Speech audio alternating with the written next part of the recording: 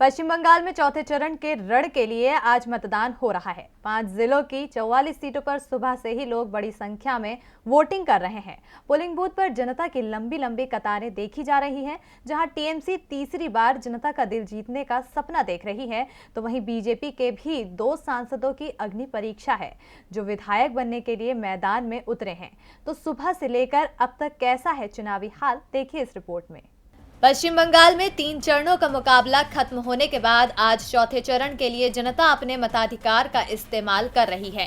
हुगली, हावड़ा, दक्षिण 24 परगना, कूच बिहार और अलीपुरद्वार जिले में सुबह 7 बजे से ही लोगों की लंबी लंबी कतारें देखी जा रही हैं।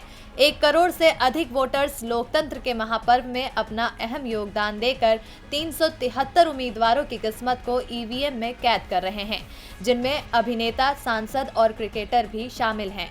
अब तक करीब 18% तक मतदान हो चुका है। जैसे जैसे वोटिंग की रफ्तार पकड़ती जा रही है, वैसे वैसे टीएमसी और बीजेपी की धड़कनें बढ़ती जा रही है, क्योंकि इस चुनाव में कई दिग्गजों की साख दांव पर लगी है।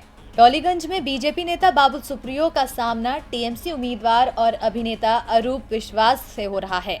सरबंती चटर्जी से बंगाल की बेहला वेस्ट सीट पर हो रहा है। इनके अलावा जानी मानी अभिनेत्री पायल सरकार बेहला पूर्व विधानसभा सीट पर टीएमसी उम्मीदवार और क्रिकेटर मनोज तिवारी को चुनौती दे रही हैं।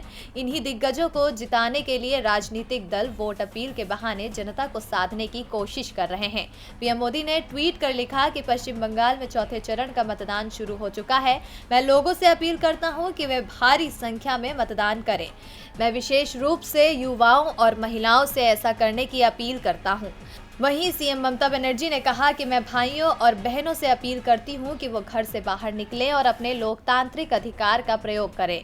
अब दिग्गज तो जनता से वोटिंग की अपील कर रहे हैं, लेकिन ये तो शाम होते होते ही पता चलेगा कि क्या बाकी चरणों की तरह इसमें भी बम्पर वोटिंग होगी। डीबी लाइव की रिपोर्ट।